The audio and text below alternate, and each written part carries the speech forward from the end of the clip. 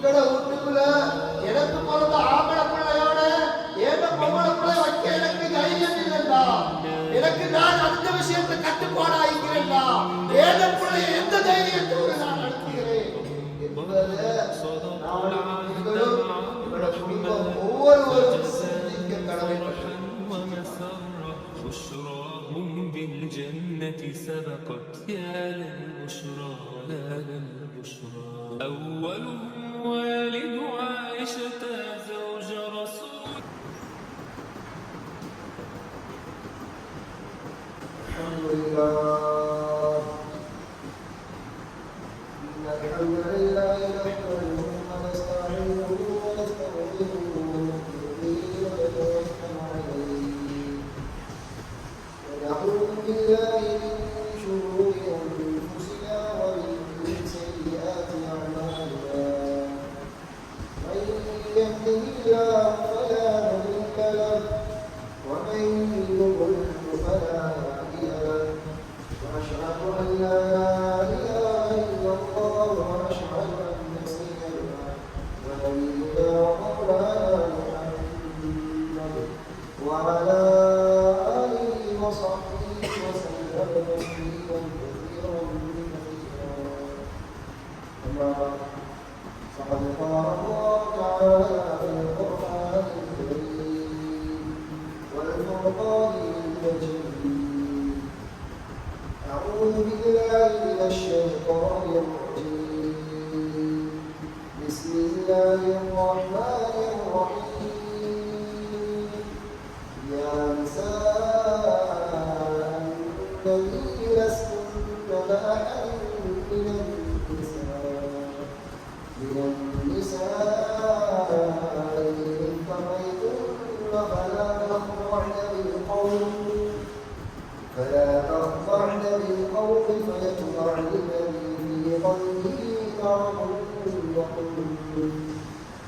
في قلبه مرض وقلن قولا معروفا. صدق الله العظيم. أسامة بن زيد رضي الله عنه عن النبي صلى الله عليه وسلم قال ما تركت رأيي من تفكير أضر على الرجال من النساء متفق عليه كما قال عليه الصلاة والسلام. உலகத்தை படைத்து பரிமாறித்து போஷித்துக் கொண்டிருக்கும் ஏகவல்லவனாம் இறைவனுக்கே ஈடில்லாமல் அனைத்தும் அல்ஹம்துலில்லாஹ். அவனை போற்றுகின்றேன், புகழ்கின்றேன். நிச்சயமாக அவன் தனித்தவன், இணை துணை அற்றவன். அவன் யாரையும் பெறவும் இல்லை, யாராலும் பெறப்படவும் இல்லை என்று சாட்சியம் கூறியவனாக சாந்தியும் சமாதானமும் சத்தியத்துடன் சன்மார்க்க போதகர் எங்களும் பேரான முஹம்மதே முஸ்தபா அக்ரமே முஜ்தபா ரசூலே அக்ரம் ஸல்லல்லாஹு அலைஹி வஸல்லம் அவர்களிடம் அன்னாரின் பரிசுத்தமான வாழ்வை தமது வாழ்வாக எடுத்து வாழ்ந்து வந்த உத்தம சஹாபாக்கள், தாபிஈன்கள், தபஅ நாளைய தியாகம் வரைக்கும் அன்னாரின் வாழ்வை எடுத்து நடக்க இருக்கக்கூடிய ஒவ்வொரு முஸ்லிமான ஆண்கள் பெண்கள் அத்துணை பேர் மீதும் சாந்தியும் சமாதானமும் பெற்றுக்கொண்டார்கள். புனிதமுல் ஜும்ஆவுடைய தினத்திலே அல்லாஹ்வுடைய மாளிகையில் ஏராளமானத்தோடும் உலகூகையோடும் உலக சுத்தத்தோடும் இஹ்திகாஃப் எனும் நியத்தோடு வந்து அமர்ந்திருக்கும் அல்லாஹ்வின் நல்லடியார்களே, அன்புக்குரிய இஸ்லாமிய சகோதரர்களே, அல்லாஹ் சுப்ஹானஹு வ தஆலா இந்த பூமிக்கு மேலால் எவைகளையெல்லாம் எங்களுடைய வாழ்க்கையில் நாங்கள் எடுத்து நடந்தால் எங்களுடைய உலக வாழ்க்கையும் ஜெயம் பெறும் என்று அவன் அகுத்து தந்துள்ளானோ அவ்வாறான விடயங்களை முடிவான அளவு எங்களுடைய வாழ்க்கையில் எடுத்து நடந்து கொள்ளும்படியும் இன்னும் அந்த அல்லாஹ் ரப்பு ஜல்ல ஷானஹு தஆலா எவைகளையெல்லாம் என்று மற்றக்கூட்டி எச்சரிக்கை செய்து அதன் பக்கம் நெருங்கவும் வேண்டாம் என்று என்னை தடுத்து வைத்திருக்கின்றானோ, விலக்கி வைத்திருக்கின்றானோ, ஹராமாக்கி வைத்திருக்கின்றானோ அவ்வாறான தீய கெட்ட உணவில் இருந்து முற்று முழுதுமாக தவிர்த்து கொள்ளும்படி முதற்கனியிடமும் அப்பால் உங்களுக்கும் தக்குவாவை கொண்டு நன்கு உபதேசம் செய்து கொள்கின்றேன்.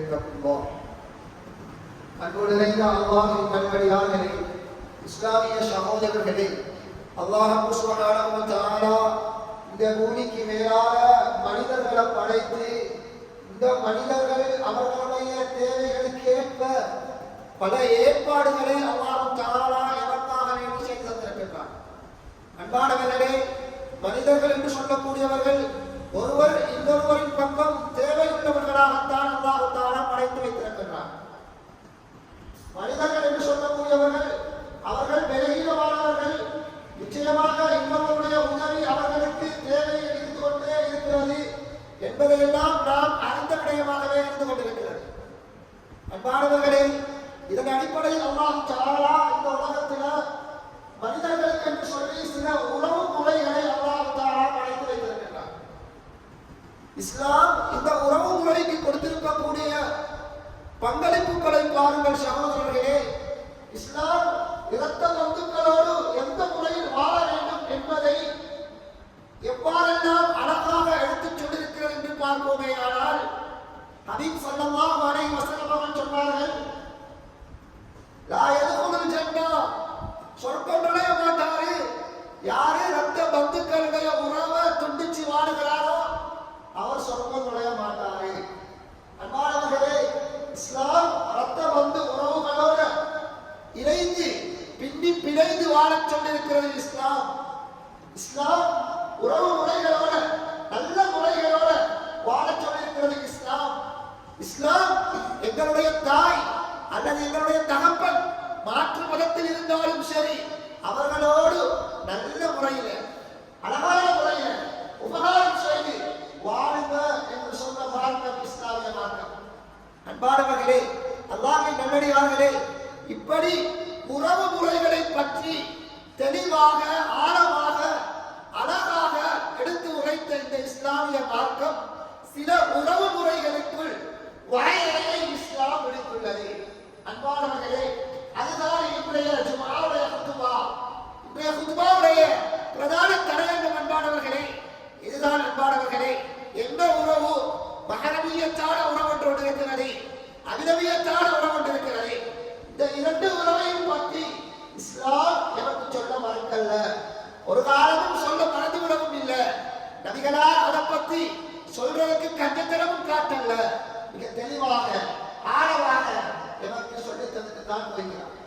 அன்பானவர்களே, அல்லாஹ்வின் நல்லடியார்களே, ஒவ்வொருவருக்கும் மகரமான உறவுகள் இருப்பது போல அதே போல மகரமில்லாத உறவுகளும் இருக்கின்றன.